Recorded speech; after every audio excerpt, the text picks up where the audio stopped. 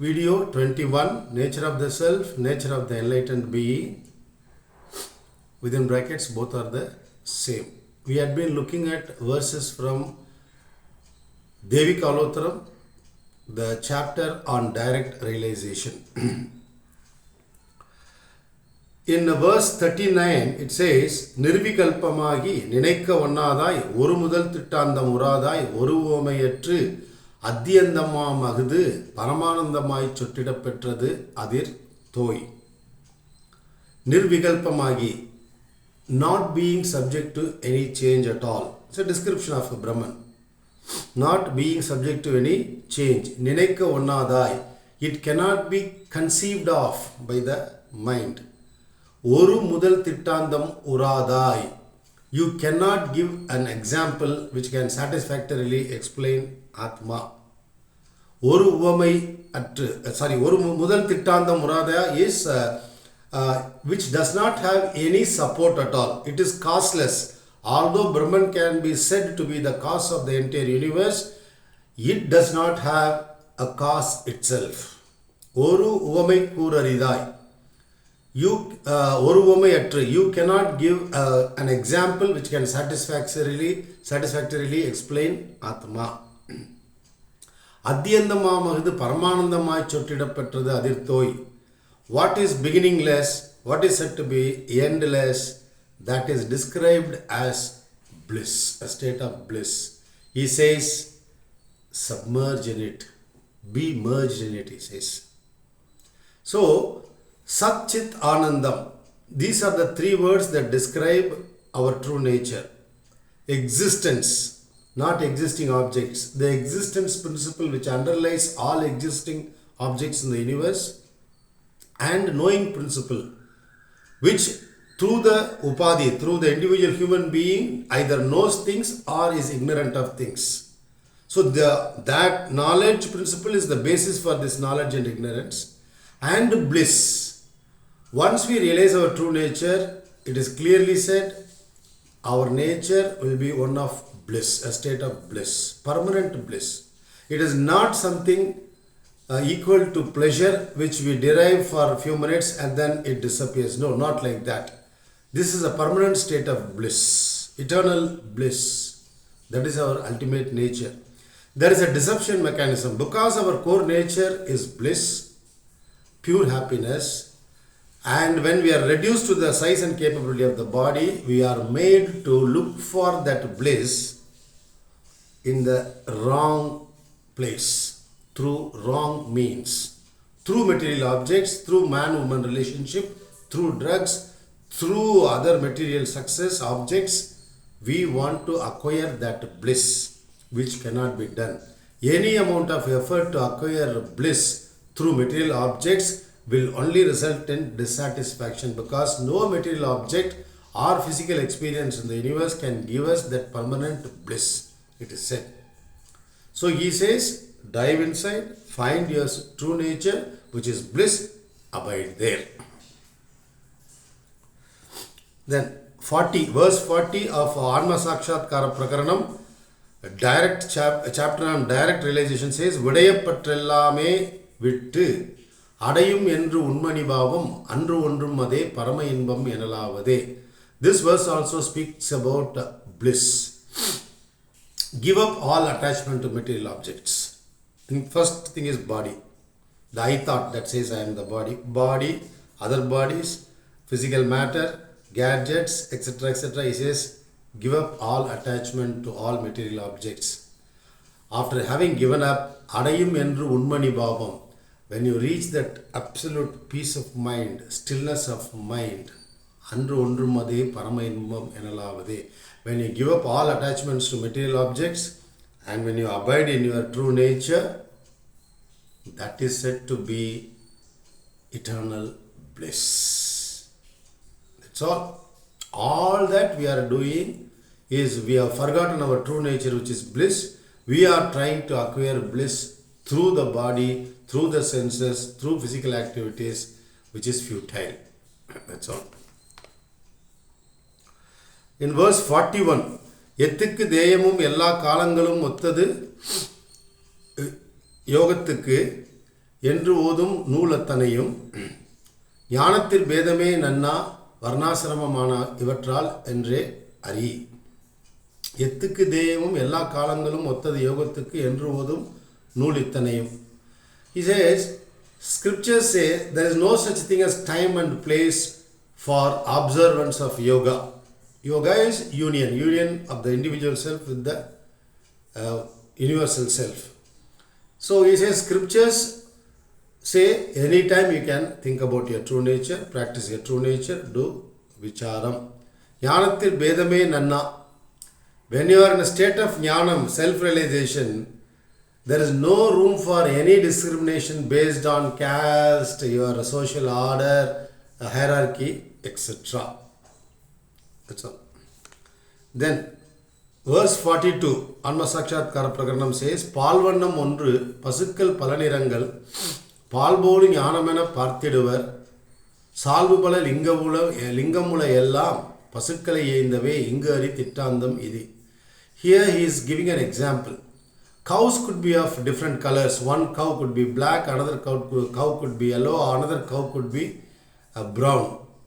But the milk is white. So he says intelligent people will look at Brahman, self-realization, Atman as the milk. They will ignore the color of the cow. The same way, you can see 750 crore people, 7.2 billion people, 7.5 billion people, varieties of plants, trees, animals, etc. They are all equal to the colors of the cow. What is inside? Milk. What is inside? Brahman, Atma. Says this lesson is learnt here, he says. Then verse 43 says, யாவிலும் முற்றுப்பரவி அப்பிரம்மம் எங்கு முகம் ஏவியதாக மிளர்வதால் ஓவலர உண்மனத்தை அப்பிரம்மத்து ஊன்றியே தேயம் திக்கு என்னுமிவை எண்ணிடாதே. யாவிலும் முற்றுப்பரவி, very very important. He says this percolates, Brahman percolates everything. Having percolated everything in the universe, அப்பிரம்மம் எங்கு முகம் ஏவியதாக மிளர்வதால், again the same point comes, it remains with face everywhere. Having face everywhere, it remains having percolated everything. So he says, without any gap, you fix your mind on that Brahman. He says, the important point is, Atma is said to percolate everything, yet it remains untouched. That is why it is permanent.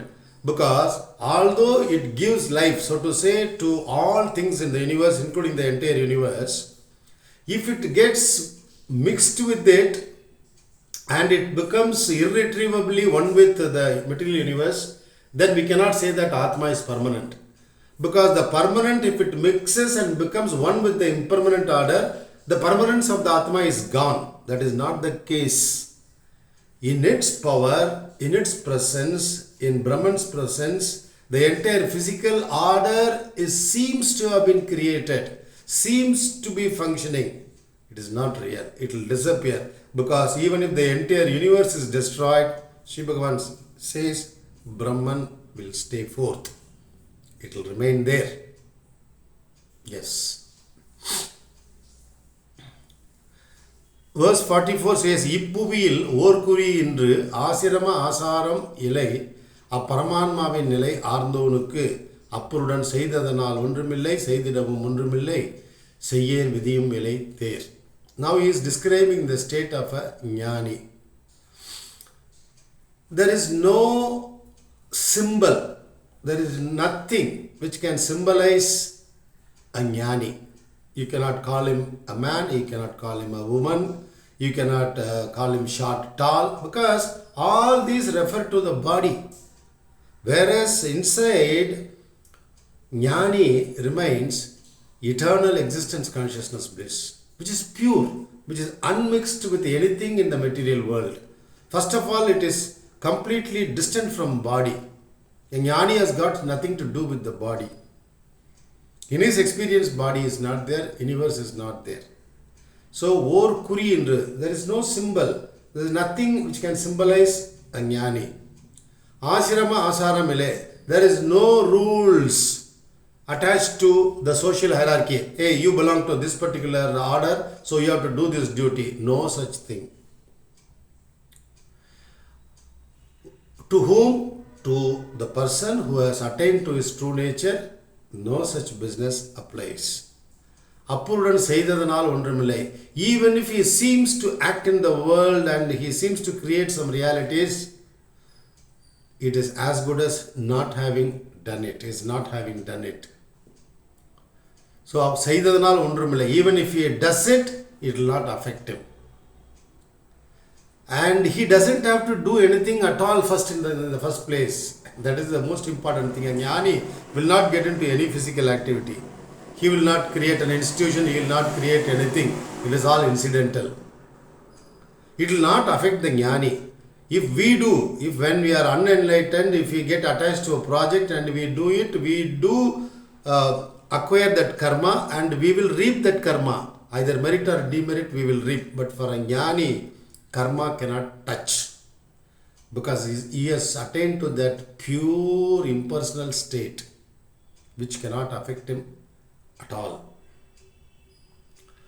Seidadhanal ondrumillai, seididam seyyen vidiyum ilaither. He says no scripture has any injunction to instruct the jnani to do anything in the world. See, because the most important point here we should understand is that verse 16 of உள்ளதினார்ப்பது அகந்தை உண்டாயின் அனைத்தும் உண்டாகும் அகந்தை இன்றேர் இன்று அனைத்தும். If ego is there, you have the universe and body. You have to do several things. There are many commitments, there are many duties. Ego itself is not there, nothing is there. What is left? Brahman. And does Brahman have to do anything? The entire universe, the basis of the universe, it is the ultimate Lord of the universe. That's what you are.